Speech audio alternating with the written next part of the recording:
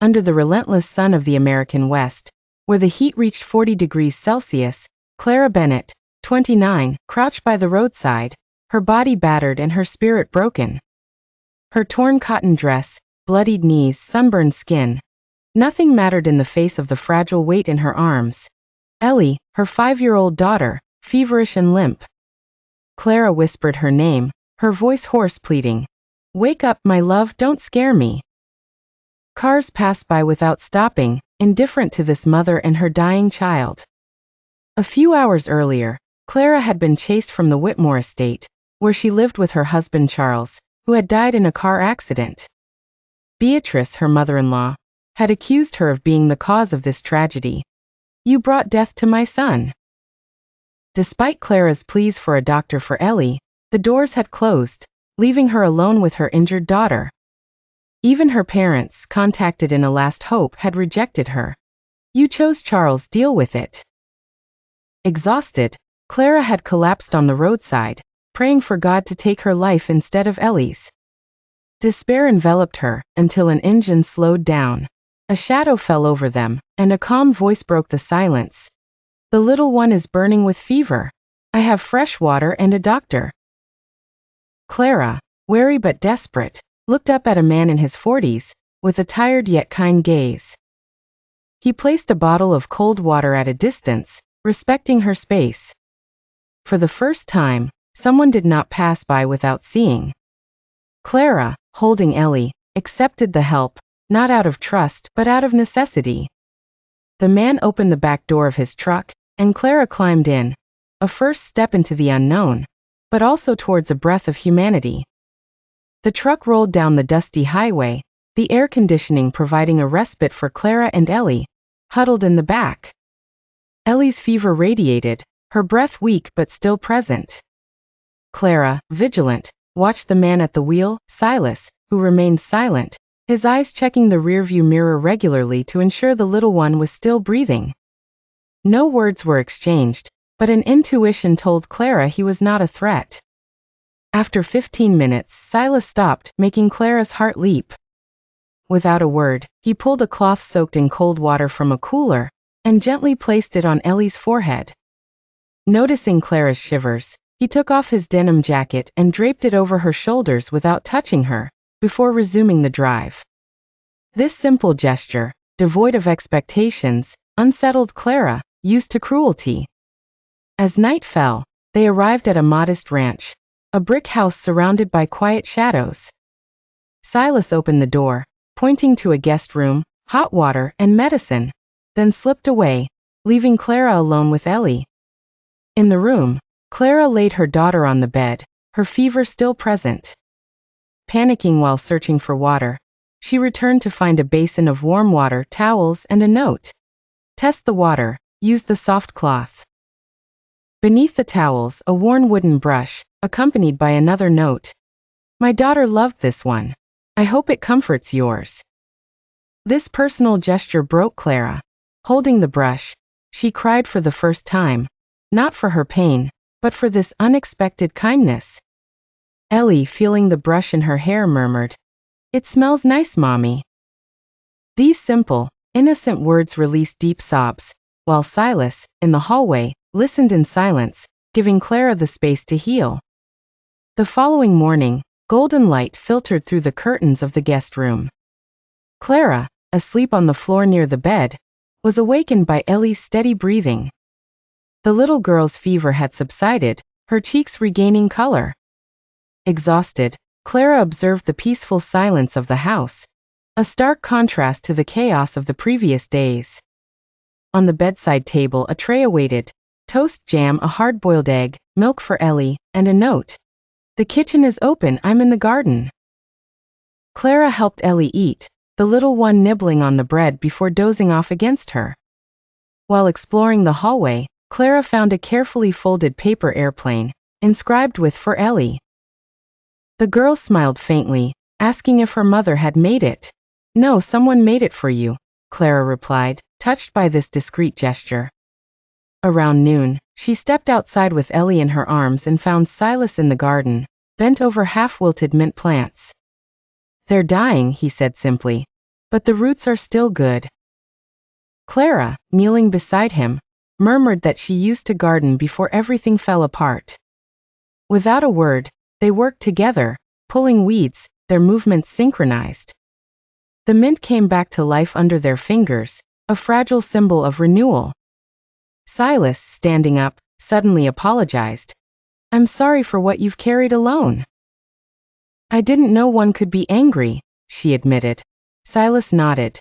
Surviving becomes a habit. Back at the house, they sat on the porch, sharing a conspiratorial silence. For the first time, Clara felt a space open within her, not safety, but a possibility to breathe, to stay, even if just temporarily.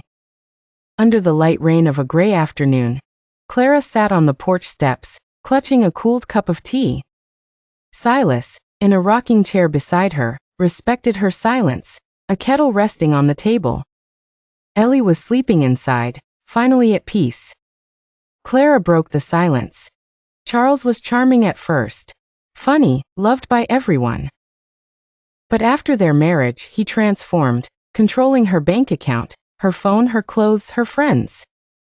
If I refused an evening out because Ellie was sick, he would scream, hitting the wall near my face. Clara recounted how Charles had reduced her to nothing, convincing her that she was nothing without him. The night of his death, he was drunk, calling her out because she stayed with Ellie, who had a fever. An hour later, the sirens had sounded. Beatrice, her mother-in-law, had accused her. "You are the curse that killed my son." Since then, every day had been torture, from passive-aggressive remarks to prohibitions against touching family photos, up to her expulsion. Even her parents had abandoned her. "You chose, deal with it."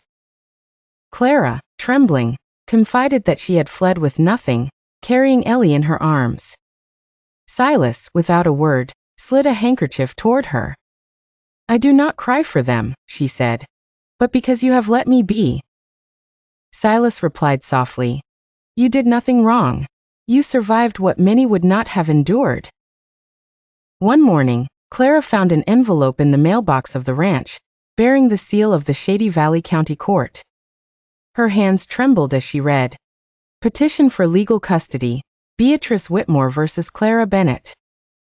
The grounds: endangerment, neglect, mental instability, aimed to tear Ellie away from her. Clara, frozen, felt the world collapse around her. Inside, Ellie played near the fireplace, carefree. Seeing the papers, the little girl asked, terrified, "Am I going to be taken away? Did I do something wrong?" Clara, holding her tightly, swore, "No, you are perfect, you are mine." Silas, in the doorway, understood the gravity with a glance. Crouching down beside them, he whispered, "If you can't keep her, we will." Those words, simple yet firm, gave Clara a glimmer of hope. The following days were a fog of anxiety. Clara, sleepless, stroked Ellie's hair, dreading each moment as if it were the last. She avoided the town where whispers pursued her. "The widow of Whitmore, she has no chance." Ellie, sensitive to the hostility, asked why people looked at them that way. Clara, unable to explain the cruelty of adults, remained silent. One night, facing the court documents, she confided in Silas, "I will die if they take her from me." In the small town, rumors spread faster than the wind. Clara, once greeted politely, now faced icy silences and pointed stares. People whispered, "She lives with Silas Whitmore. She must be manipulating him." Some went further. "That girl isn't even from Charles, it's all a setup." At the market, a baker claimed to be out of stock, ignoring the fresh loaves right before her eyes. Humiliated, Clara left without a word, Ellie trotting beside her, confused. Back at the ranch, her hands trembled so much she couldn't hold a pan. Collapsing to the floor, she was startled by Ellie's voice. "Did I do something wrong?" Clara, her throat tight, reassured her, "No, never." That evening, Silas found her in the dark kitchen, the rice untouched on the stove. Without a word, he knelt, took her hand, and led her outside, to a willow near the fence. Sitting in the cool grass, he broke the silence. You can stay silent in front of the world, but not with me. Clara, her voice broken, confided. I don't want to ruin your life. People judge you because of me. Silas, unyielding, replied. If they think I'm crazy for welcoming a woman who saved her child with nothing, I care little for their opinion. He added. You didn't ask to be here, but I'm glad you are. Clara, moved, murmured. I feel like I'm wearing a sign, as if all they see are my failures. Silas, tearing a twig, replied. I see a woman who fights, even when exhausted. Under the willow, in that shared silence, Clara felt a new truth. Her pain was not a burden to him, but a testament to her strength. One morning, Silas was brushing his mare in the stable, when a familiar voice interrupted him. Still the old brush? His mother, Eleanor Whitmore, stood in the doorway, elegant yet non-judgmental. I heard about the girl, she said. Silas explained that he was offering refuge to Clara and Ellie. Eleanor, cautious, asked, Are you ready to bear this weight? She is still suffering. Silas, thoughtful, replied, Maybe that's what makes things real. That evening at dinner, Eleanor observed Clara, noting her gentleness with Ellie, her precise movements despite her fatigue. After the meal, she invited Clara onto the porch. I'm not here to oppose you, she said. As a mother, I know what loss does, not just at the beginning, but afterward. She worried for Silas, fearing he would suffer if Clara left. Clara, honest, replied, I don't want to hurt him.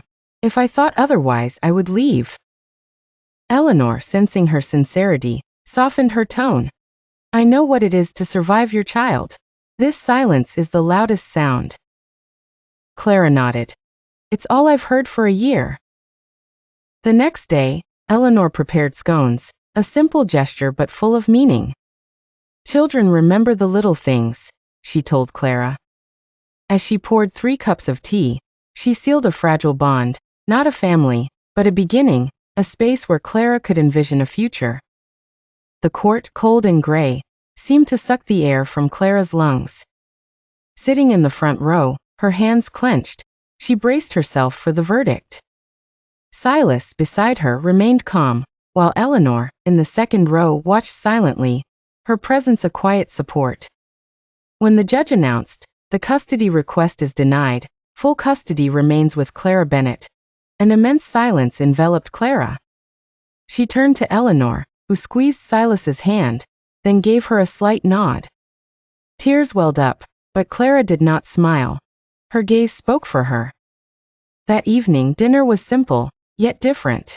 Ellie talked about her crayons, Clara listened, and Eleanor served potatoes without a word. No toast was made, but a new warmth united the table. They were no longer strangers sharing a space, but souls sharing a life. A few days later, Clara and Silas gardened together, pulling weeds under a setting sun. Ellie on a blanket hummed.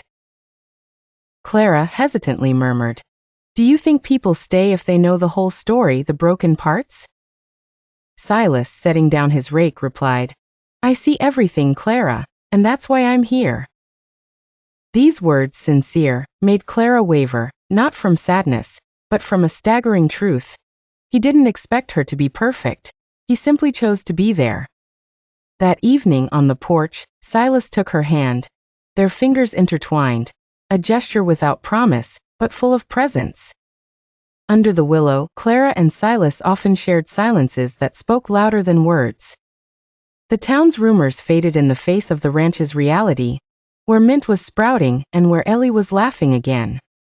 Clara, once broken, was beginning to rebuild herself, not by erasing her past, but by integrating it. Silas, marked by his own losses, found in Clara and Ellie a reason to reopen his heart. Eleanor, initially cautious, became a discreet yet essential figure, her scones and cups of tea weaving invisible bonds. Ellie, with her paper airplane and drawings, brought an innocent light, reminding everyone of the beauty in small things. One evening, Clara confided in Silas, I didn't think I deserved this, a place to stay. He replied, You don't stay because you deserve it, but because you are here. This truth, simple yet profound, freed Clara from a weight she had carried for years. Days passed, marked by ordinary routines, gardening, meals, Ellie's laughter, but each moment strengthened their bond. Clara was learning to trust, not in perfection, but in consistency. Silas, in turn, discovered that love was not a risk, but a choice, the choice to stay despite the shadows. Their story was not a fairy tale, but a raw truth, forged in pain and resilience, where each step together was a victory over loneliness. The house, once silent, now vibrated with a gentle life. The laughter of Ellie, the calm gestures of Silas, the attentions of Eleanor, and the presence of Clara formed a family not born of blood, but of choice. One evening on the porch, Clara and Silas watched Ellie run through the grass, her drawing of the three of them under a tree in hand. They did not start in love, a voice within murmured, but in sorrow, fear. And day by day, they did not heal with time, but with each other. Clara, holding Silas's hand, felt a fragile peace, not a happy ending, but a beginning. The scars remained, the rejection from her family, Beatrice's cruelty, the whispers of the town, but they no longer defined Clara. She was a mother who had carried her daughter through hell, a woman who had found refuge in the kindness of a stranger, and now, a soul learning to love again. Silas, by her side, offered neither grand promises nor miracle solutions, but an unwavering constancy. Eleanor, with her discreet gestures, reminded them that family was built in the details. A cup of tea, a paper airplane, a hand reached out. Ellie, with her innocence, was their light, a reminder that hope could rise from the ashes. This story, woven with compassion and resilience, showed that sometimes, the greatest courage was to stay, to choose the other, despite everything. And in this house, where mint grew and Ellie's crayons traced rainbows, a family had formed, proving that love, quiet yet tenacious, could transform silence into a song of hope.